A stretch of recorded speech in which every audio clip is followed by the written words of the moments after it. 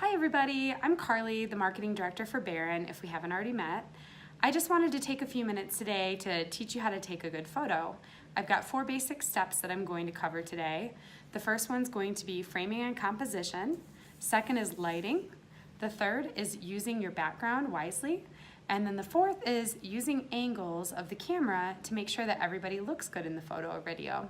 So hang tight, watch these 4 tips, and if you have any questions or want any help taking better photographs or video, you can always reach out to me. I love talking about this stuff. Thanks.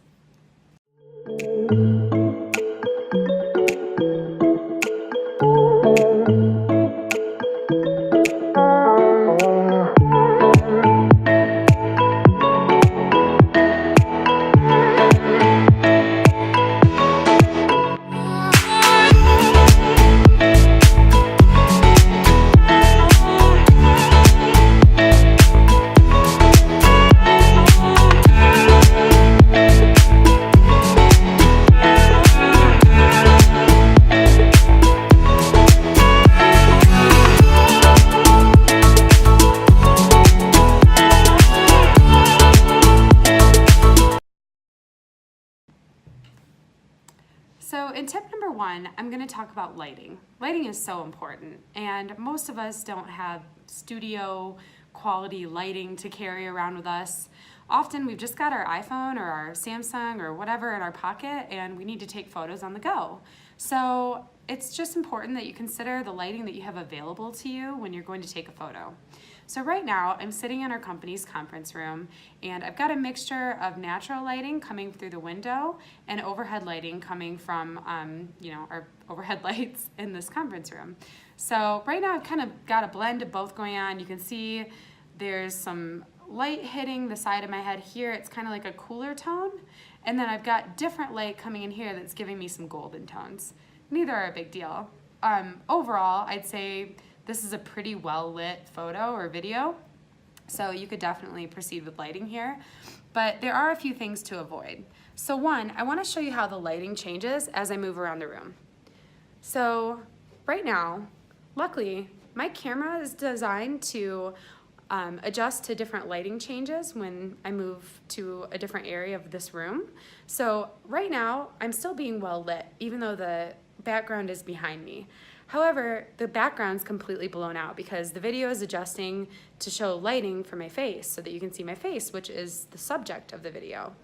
If I want to try moving slightly, you'll see that as I move, it'll readjust, and we can get a blended approach, I think. So here, if I take the photo from here, you can still see me, but you can also get an idea that this is the Denver skyline behind me. So the lighting has changed.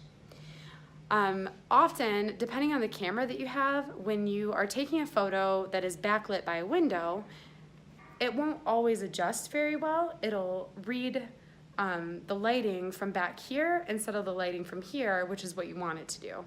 So you may have to play around with your phone settings if you're having a hard time getting it to light a face, if there's a lot of light coming in from the background.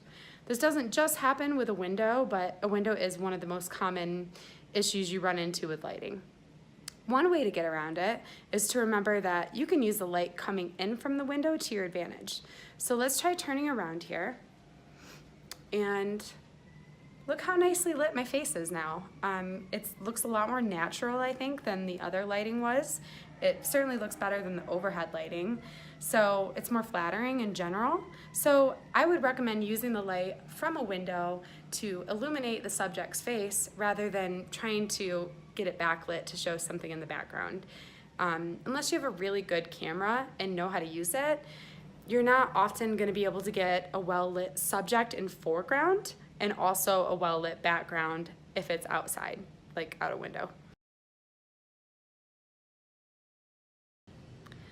I'm going to give you another example of a very easy change you can make in where you're taking a photograph to get better lighting.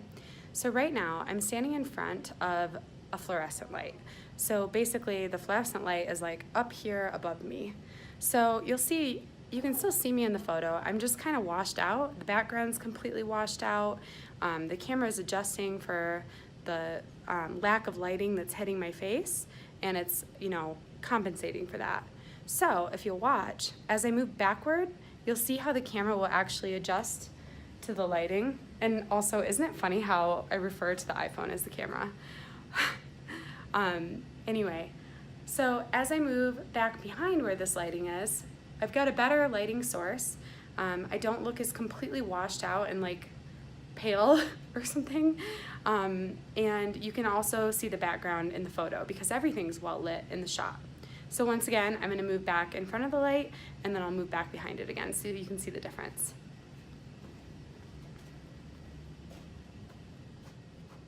This is with the light in the background.